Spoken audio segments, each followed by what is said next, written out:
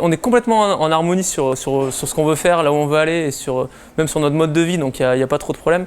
Évidemment, parfois il y a des décisions à prendre et on n'est pas forcément d'accord.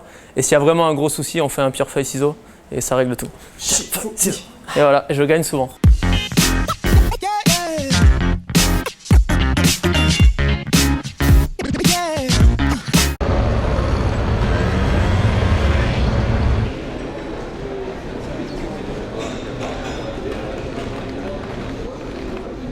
« 22 pays, sans initiative. L'objectif c'est de partir dans 22 pays, rencontrer 5 initiatives par pays, donc un peu plus de 100 initiatives au total.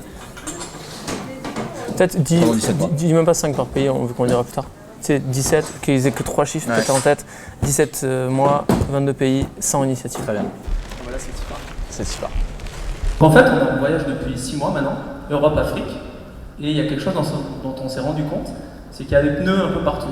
Il y a 1 milliard de pneus chaque année qui arrivent en fin de vie. On sait très bien ce qui se fait en économie circulaire dans les pays du Nord, comme l'Europe, comme les États-Unis, mais on sait beaucoup moins bien ce qui se fait dans les pays du Sud. Il y a des modèles vraiment très innovants dont on pourrait même nous-mêmes nous inspirer. Et en Afrique du Sud, on a rencontré Redissa qui a mis en place un système très intelligent de collecte des pneus usagés et de recyclage de ces mêmes pneus. En 2 ans, ils ont réussi à créer 1500 emplois, dont 90% dans les banlieues défavorisées de Johannesburg.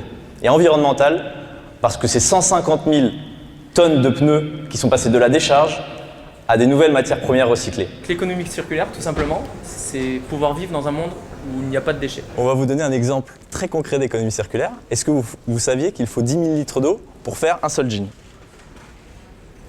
Jules. Mais pas ceux-là. Pas ceux-là. Ceux-là, c'est des Mud Jeans. Mud Jeans, c'est une entreprise qu'on a vue en Hollande et qui fait des jeans qui sont en fait 100% recyclables. Si vous regardez, il n'y a pas d'étiquette en cuir, il y a un imprimé à la place. Et du coup, ça permet en fait, quand le jean arrive en fin de vie, ils le récupèrent par un système de consigne et ils le remettent dans la production. Merci, vous avez été Generali, en fait, déjà, nous apporte un vrai soutien financier qui permet à l'association de fonctionner. Au-delà, en plus de nous couvrir au niveau assurance, ce qui nous permet de ne pas avoir peur quand on part en Afrique, en Asie et dans les autres continents. Ce qu'on peut attendre d'une entreprise comme Generali, c'est qu'en fait, ils ajoutent l'économie circulaire à leur modèle de sélection des entreprises qu'ils vont assurer. Il y a de plus en plus de fluctuations sur le cours des matières premières.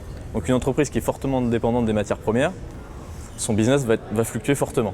Donc si on arrive à couvrir intelligemment cette fluctuation, ce que fait l'économie circulaire, alors c'est plus intéressant pour une entreprise d'assurance de couvrir une entreprise circulaire. On est issu de classe sociale moyenne, ouais.